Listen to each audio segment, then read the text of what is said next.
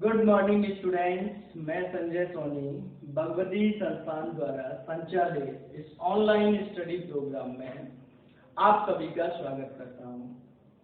तो बेटा, मैं आशा करता हूं कि आप सभी लोग घर पे स्वस्थ हैं और खुश हैं। तो आज हमारा ये जो चैप्टर नंबर 2 था, कौन सा, वास्तविक संख्या, इसका लास्ट वीडियो है। आज ये चैप्टर खत्म कर देंगे अपन और फिर नेक्स्ट वीडियो में नेक्स्ट चैप्टर नंबर 3 बहुपद स्टार्ट करेंगे। ठीक है ना भाई? तो आज कल अपन ने क्वेश्चन नंबर 16 तक कर लिए थे। अपन ने 19 से स्टार्ट किए थे पीछे से, तो 19, 18, 17, 16 ये हो गए थे। आज अपना क्वेश्चन नंबर पहला है 15।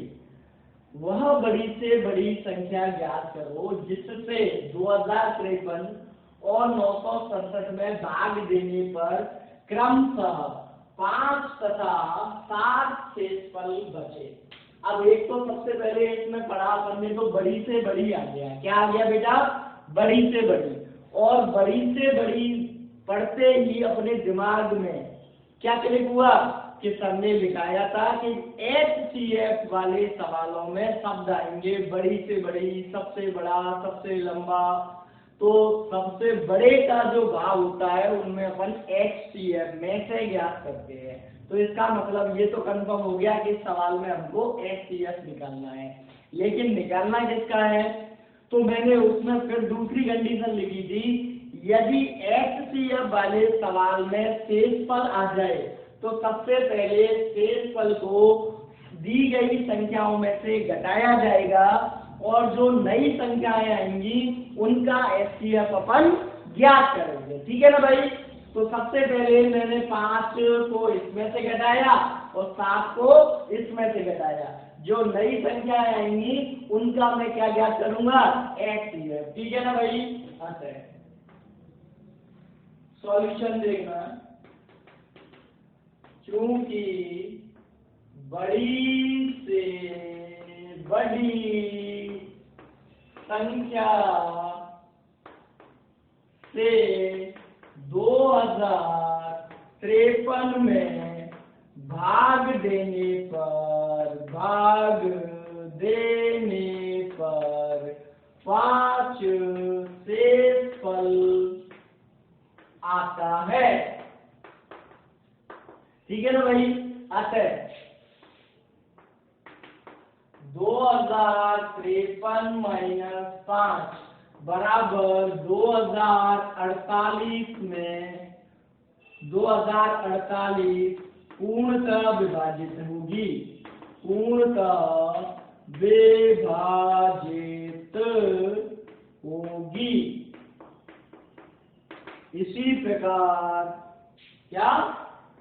इसी प्रकार 967 माइनस 7 बराबर 960 पूर्णतः विभाजित होगी। भाई 5 शेषफल बच रहा था, मतलब भाग देने पे 5 ज्यादा बच रहा था, तो मैंने शुरू में से ही 5 कम कर दिया, तो 5 कम बचेंगे मतलब 0 बचेगा। ऐसे ही इसमें 7 बच रहा था, तो मैंने शुरुआत में 7 घटा दिया, तो इसका मतलब 960 में देंगे तो कोई भी शेषफल नहीं बचेगा। ठीक है ना भाई? संख्याएं पहले से 5 और 7 पहले ही कम कर लें, तो इसका मतलब ये दोनों संख्याएं पूर्णतः विभाजित हैं। तो ऐसा तभी होता है जब हम इनका HCF निकालें। ठीक है ना भाई? यह तभी संभव है जब HCF 2048 और 960 से भाग दे। अतः अभीष्ट संख्या HCF ऑफ 2048 और 960 होगी। अब HCF निकालना आप लोगों को मैं बहुत अच्छे से सिखा चुका हूं और आपको आता भी होगा। कैसे? सबसे पहले अभाज्य गुणनखंड निकालेंगे। तो सबसे पहले मैंने यहाँ 2048 के निकाले, तो 2048 से लिया तो 1024 बार जाएगा, फिर 2 से लिया तो 512 बार जाएगा, फिर 2 से दिया 256 बार जाएगा, फिर 2 से दिया 128 बार जाएगा, फिर 2 से दिया 64 बार जाएगा। अब यहाँ नीचे दिखेगा नहीं तो इसलिए ऊपर दिख रहा हूँ, नीचे वाली संख्या कोई। फिर 2 से दिया 32 बार जाएगा, फिर 2 से दिया 16 आ जाएगा, फिर 2 से 8 आ जाएगा, फिर 2 से 4 आ जाएगा, 2 से 2 आ जाएगा, 2 से 1 आ जाएगा। तो इसमें तो केवल 2 के ही अक्षर आए। ऐसे ही अपन ने 960 के निकाले, काहे के निकाले बेटा? तो 2 से 2 चौक 8, 480, फिर 240, फिर 2 से 120, फिर 2 से 60, फिर 2 से 30, फिर 2 से 15। अब 15 को यहाँ लिख दूं बेटा, ठीक है ना भाई? तो 3 से 5, 5 से 1। अब क्या लिखते हैं? घात के रूप में लिखेंगे। तो 2048 बरोबर 2 का अंक देखो कितनी बार आया? 1 2 3 4 5 6 7 8 9 10 11। कितने बार आया बेटा? 11 बार। तो 2 की घात 11। फिर 960 लिखा, इसमें 2 का अंक कितने बार आया? देखो 1 1 2 3 4 5 6 बार आया, ठीक है ना? और फिर 3 का अंक 1 बार, 5 का अंक 1 बार। अब एचसीएफ क्या होता है बताओ? सबसे पहले आप क्या ज्ञात करोगे? उभयनिष्ठ गुणनखंड, जो दोनों में हो। तो केवल 2 का अंक ही ऐसा है जो दोनों संख्याओं में प्रयुक्त हुआ है। फिर इसकी सबसे कम घात लगाओगे, तो एक जगह तो 11 है और एक जगह 6 है, तो सबसे कम कितनी हो गई? 6। तो आंसर कितना आ गया? 64। 2 की घात 6 का मतलब 2 का 6 बार गुणा। 2 1 2, 2 दूना 4, फिर 2 4 दूना 8, 8 दूना 16, 16 दूना 32, 32 दूना 64। 2 का 6 बार गुणा करना है, 2 का 6 से नहीं करना, 2 गुणा 2 गुणा 2 ऐसे 6 बार करना है, ठीक है ना भाई? अब इसका मतलब ये है 64 से यदि मैं इस संख्या में भाग लगाऊंगा तो 5 शेषफल बचेगा, और इसमें भाग लगाऊंगा तो 7 शेषफल बचेगा। इसको अपन गप्पे चेक कर सकते हैं। देखो मैं बता देता हूँ चेक करके, आपको ये लिखना नहीं है, सवाल हो गया आपका, आप तो केवल मैं चेक करके बता रहा हूँ आपको।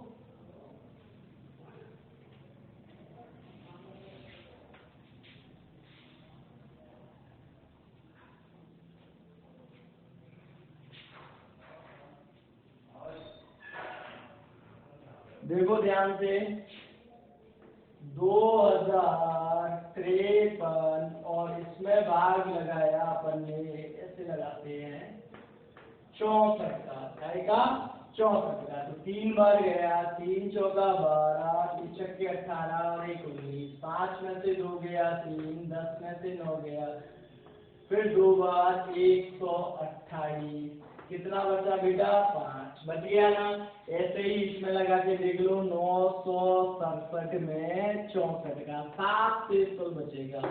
64 एकन 64, 6 में से 2 गए, 4 गए 2, 9 में से 6 गया 3, 7।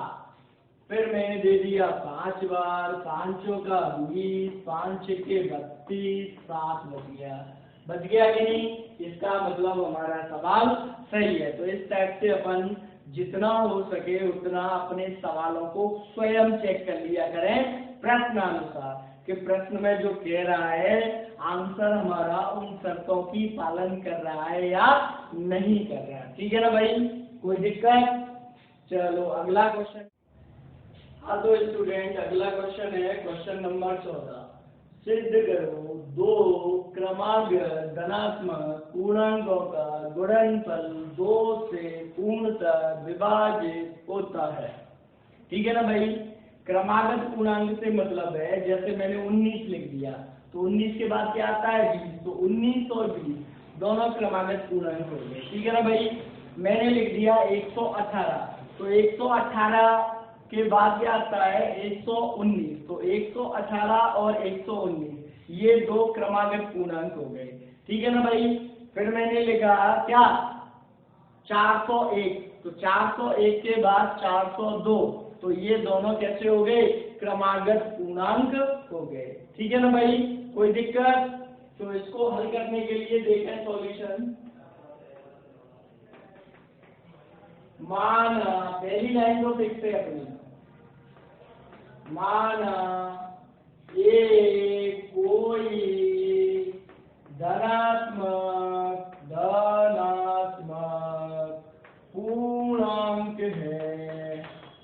पूर्णांक है तथा b बराबर 2 के लिए क्या करना है, यूक्लिड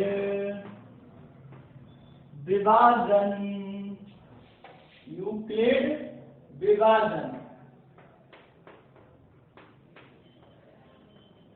का प्रयोग करने पर, तो पहले तो क्या लिखते हैं यूक्लिड विभाजन प्रमेय का स्टेटमेंट लिखते हैं, कथन लिखते हैं कि उसने क्या कथन बोला था। तो कथन था उसका a बराबर BQ प्लस R, जहां R बड़ा है बराबर है 0 के, पर छोटा है b के। ठीक है ना भाई, अब यहाँ पे b का मान लिखेंगे, तो a बराबर क्या आ जाएगा बेटा 2Q प्लस R। ठीक है ना भाई, कोई दिक्कत? जहां R का मान 0 से 2 के बीच में, अतः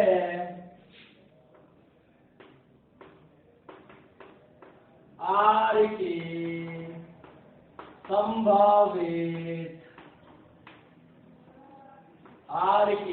संभावित मान क्या क्या होंगे, 0 1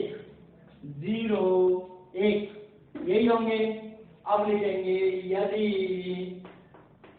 R बराबर 0, तो A बराबर क्या हो जाएगा, R का यहाँ मान लिख दिया 0, तो A बराबर हो जाएगा 2Q। ठीक है ना भाई, तथा यदि R बराबर 1 लिखा, तो A बराबर हो जाएगा 2Q प्लस 1, कितना 2Q प्लस 1। अब लिखें अतः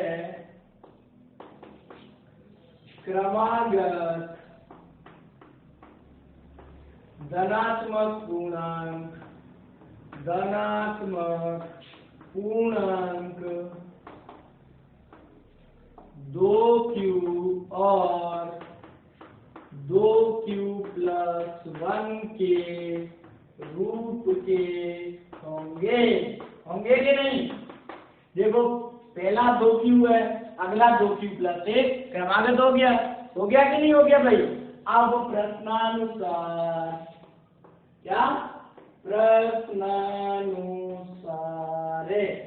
प्रश्न क्या कह रहा है, सिद्ध करो 2 क्रमागत धनात्मक पूर्णांकों का गुणनफल। तो इसका मतलब ये मेरे 2 क्रमागत धनात्मक पूर्णांक आ गए, क्योंकि एक को मैंने क्या माना था धनात्मक पूर्णांक, तो इसका मतलब ये दोनों धनात्मक पूर्णांक है, और एक 2Q है और दूसरा 2Q प्लस 1 है, तो ये क्रमागत भी हो गए। कैसे हो गए बेटा? क्रमागत के लिए अपन प्लस 1 करते हैं, उसका क्रमागत आ जाता है पूर्णांक। जैसे -1 और इसमें मैंने प्लस 1 कर दिया, तो कितना हो गया बेटा 0। तो -1 और 0 दोनों ही क्रमागत धनात्मक पूर्णांक होंगे, क्रमागत पूर्णांक होंगे। ये धनात्मक है तो क्या हो जाएंगे, क्रमागत धनात्मक पूर्णांक। ठीक है ना भाई? अब मुझे इनका क्या चाहिए, गुणनफल। क्या चाहिए बेटा? गुणनफल।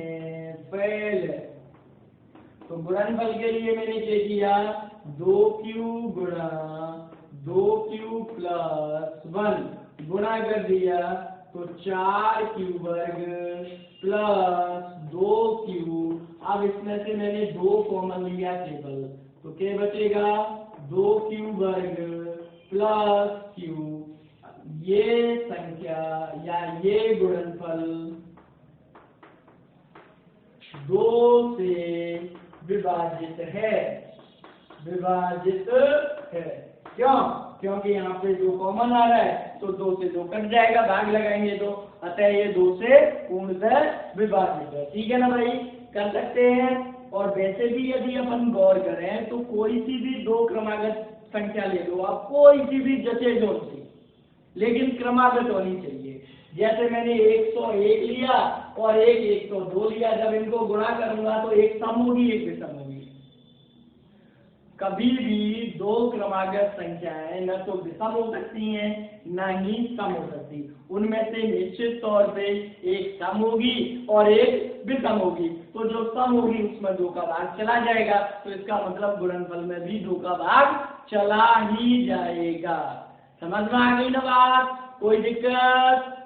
चलो नया क्वेश्चन देखें। तो अगला क्वेश्चन अपन लेके चल रहे हैं बेटा, क्वेश्चन नंबर 12। 13वां सवाल अपन ने इसलिए नहीं किया कि वो एक्सरसाइज 2.1 जैसा ही है। उसमें आपको क्या करना है, सबसे पहली लाइन 6 है, माना ए कोई धनात्मक पूर्णांक है, लिख लोगे। फिर उसमें सिद्ध करवा रहा है 4q + 1 4q + 3, इस टाइप से सिद्ध करवा रहा है। क्या सिद्ध करवा रहा है? 4q + 1 और 4q + 2, इस टाइप से सिद्ध करवा रहा है। तो आप लोग क्या करोगे, b बराबर 4 लेकर यूक्लिड विभाजन प्रमेय का लगा देना। तो a बराबर 4q + r आ जाएगा, उसमें r के मान लिख देना। और यदि नहीं भी होता है तो आप मेरे से व्हाट्सएप से या फोन से पूछ सकते हैं। ठीक है ना भाई? हर वीडियोस में मैं लगभग वो अपना मोबाइल नंबर डालता हूँ, आप कॉल करके भी पूछ सकते हैं। आपका कॉल रिसीव होगा और आपको आंसर मिलेगा। ठीक है ना भाई? अगला देखें क्वेश्चन नंबर 12। पहले तो इसको सरल करना है और फिर सरल करने के बाद जो आंसर आया, या ये कहें कि ये संख्या परिमेय है या अपरिमेय है, ये बताना है। ठीक है ना भाई? तो सबसे पहले अपन इसको हल करेंगे, सरल करेंगे। ये अंडर रूट को हल करते हैं। तो देखें कैसे करते हैं हल। सॉल्यूशन देखें, सबसे पहले 2 लिखा, √45 लिखा, प्लस 3 √20 लिखा, बटे 2 √5 लिखा। ठीक है ना भाई? अब मैंने क्या किया, ये जो वर्गमूल के अंदर संख्याएं हैं, तो मैंने पहले वर्गमूल को हल किया। 45 को हल किया तो 3 से दिया, 3 एकम 3, 3 पंजा 15, 3 से 3 पंजा 15, 5 एकम 5। तो इसको मैंने लिखा अगली लाइन में, 2 तो बाहर नहीं, 45 को लिख दिया 3 गुणा 5 प्लस 3 लिखा। फिर ऐसे ही मैंने 20 को निकाला, तो देखिए बेटा 20 का 2 से 10, 2 से 5, 5 से 1, या दोनों। तो इसको मैंने लिखा 2 गुणा 5। ठीक है ना भाई? बटे नीचे कुछ है ही नहीं, नीचे तो केवल √5 है। क्लियर? अब अपन क्या है, इसको हल करने की कोशिश करते हैं यार। तो देखो वर्गमूल में अपन जोड़े बनाते हैं, तो यहाँ पे ये 3 का जोड़ा बन गया जो बाहर आ जाएगा, वर्गमूल से बाहर आ जाएगा, जोड़ा बन जाता है, उसको वर्गमूल के बाहर ले लेते हैं। तो एक जोड़ा बन गया, तो 3 गुना 6 √5 हो गया ये, प्लस यहाँ पे ये 2 का जोड़ा बन गया। तो जिसका जोड़ा बनता है उसको अपन जोड़े को बाहर निकाल देते हैं और एक ही अंक लिखते हैं। तो 2 तिया 6 √5 हो गया और बटे 2 √5 हो गया। ठीक है ना भाई? अब इनको जोड़ दिया, 6 √5 और 6 √5 कितने हो गए, 12 √5, 2 √5। ऐसे नहीं जोड़ रहे ना कि 6 और 6 12 √10 कर दो। वर्गमूल वाली संख्याएं न जुड़ती हैं न घटती हैं। ठीक है ना भाई? कैसे जोड़ा जाता है, थोड़ी सी देर के लिए मान लिया √5 बराबर x है, तो ये 6x प्लस 6x बटे 2x क्या हो जाएगा, 6x प्लस 6x बटे 2x, 6 और 6 12x बटे 2x, तो x से x कट जाएगा, 6 आंसर आ जाएगा। ऐसे ही यहाँ पे √5 से √5 कट जाएगा और ये 6 आंसर आ जाएगा। ठीक है ना भाई, कोई दिक्कत? अब बताओ 6 परिमेय है या अपरिमेय है? तो यहाँ लिखे हैं क्योंकि 6 बराबर 6/1 लिखा जा सकता है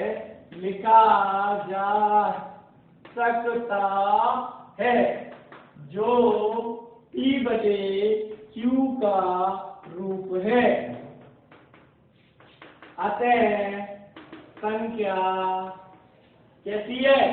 जो P/Q के रूप में लिखी जा सकती है उसको कैसी बोलते हैं? परिमेय संख्या। अतः संख्या परिमेय संख्या है, परिमेय संख्या है। ठीक है ना भाई, इस तरीके से ये हमारी एक्सरसाइज के लगभग सारे क्वेश्चन कंप्लीट हो चुके हैं करने वाले। इसके बाद जो है वो बहुविकल्पीय प्रश्न है, ABCD में से एक टिक करना है। ठीक है ना भाई, कोई दिक्कत? इससे ऊपर एक क्वेश्चन और है, यदि किसी संख्या को P/Q के रूप में लिखा गया है तो Q के लिए क्या प्रतिबंध है कि उसका दशमलव प्रसार शांत आए। तो ये शुरुआत मैंने 2.4 कराई थी, उसको मैं बताया था कि जिन परिमेय संख्याओं का हर 2 की घात n या 5 की घात n या 2 की घात n गुणा 5 की घात n के रूप का होता है, वे सभी संख्याएं शांत दशमलव होती हैं। कैसी होती है? शांत दशमलव। तो यहाँ पे भी यही बताना है, यदि Q 2 की घात n या 5 की घात n या 2 की घात n गुणा 5 की घात n के रूप का है तो इसका दशमलव प्रसार शांत होगा, अन्यथा अशांत होगा। ठीक है ना भाई, उसके बाद अपने बहुविकल्पीय प्रश्न स्टार्ट हो जाते हैं। तो बहुविकल्पीय प्रश्न ABCD आप लोग कर सकते हो। यदि किसी क्वेश्चन में डाउट आता है तो आप निश्चित तौर से पूछ सकते हैं। अब एक अच्छा सा क्वेश्चन है बहुविकल्पीय, 6 की घात n माइनस 5 की घात n। हमको इसकी क्या बतानी है? इकाई का अंक बताना है। क्या बताना है? इकाई का अंक। तो देखें ध्यान से, 6 की घात n जो है, क्या 6 की घात n, इसका इकाई का अंक हमेशा 6 आएगा। जैसे 6 की घात 1 6 होता है, 6 की घात 2 36 होता है, 6 की घात 3 216 होता है, 6 की घात 4 कितना हो जाएगा? 6 और 6 36, 6 1 6 और 2 1296 होता है। तो हम 6 की घात कितना नहीं निकाल रहे हैं, उसका इकाई का अंक सदैव कितना रहेगा बेटा? 6 रहेगा। 6 रहेगा ना, तो इसका इकाई का अंक हो गया, इकाई का अंक 6। ठीक है ना भाई।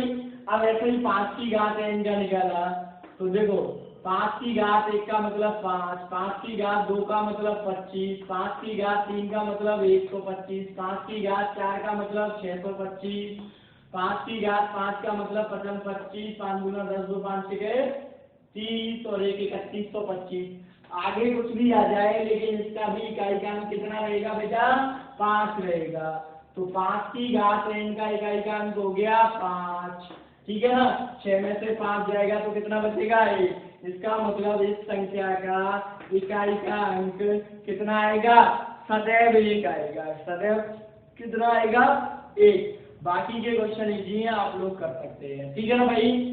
अब आप वीडियो देख के पूरा होमवर्क कंप्लीट करेंगे और इसमें यदि कोई डाउट आता है तो आप निश्चित तौर से पूछेंगे, बिना पूछे रुकना मत। ठीक है ना भाई। नेक्स्ट वीडियो से अपन क्वेश्चन चैप्टर नंबर 3 बहुपद स्टार्ट करने वाले हैं। जब तक के लिए धन्यवाद।